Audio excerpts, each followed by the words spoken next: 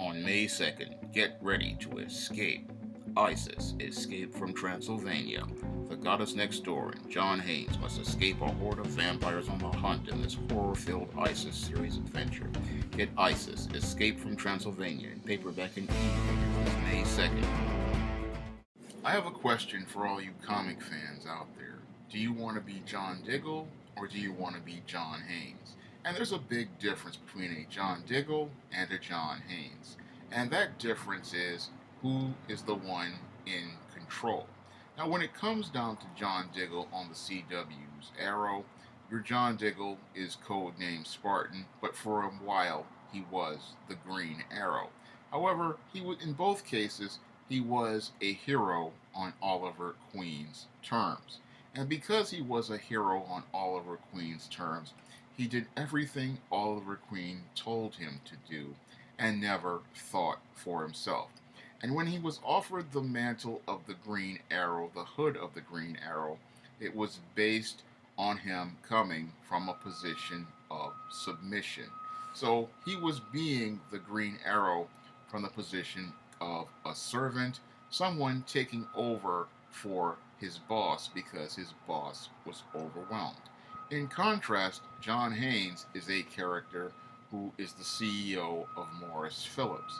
And as he takes on Lucifer and his legion, he is the man who rules the world. And because he is the man who rules the world, that is not just a title given to him in a story called The Man Who Rules the World.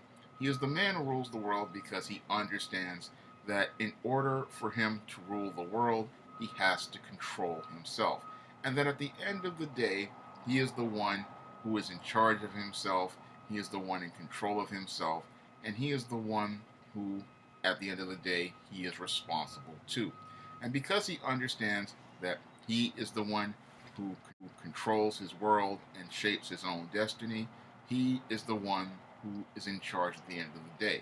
So your John Haynes is a man who is in charge of himself and sets a course for himself from minute one, whereas your John Diggle is a guy who is told what to do by Oliver Queen and has to live by Oliver Queen's terms. Your John Haynes, in contrast, is a man who lives by his own terms and does things on his own way, and the only person he answers to is the living God himself. So, as I see it in the bigger picture of things, John Haynes has more power than your John Diggle, even though your John Diggle is seen on television every day. Your John Diggle submits to Oliver Queen and is told what to do, whereas your John Haynes, he's an independent character, but he's the one with more power and more control overall.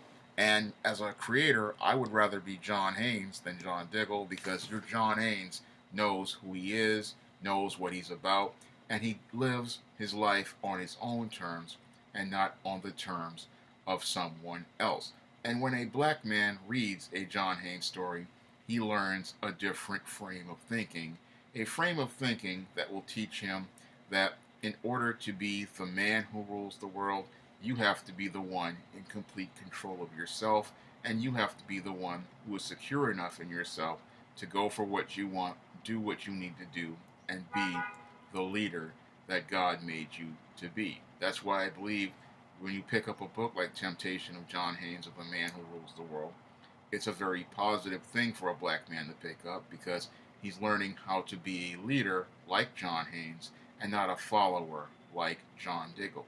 If you want to pick up The Temptation of John Haynes, of the Man Who Rules the World, you may do so by clicking the link to Amazon.com. It's a great book, and in addition to you learning about the start of the SJS Direct universe, you'll learn some great lessons about masculinity and manhood. That's all I have to say for this video. You can comment, rate, and subscribe.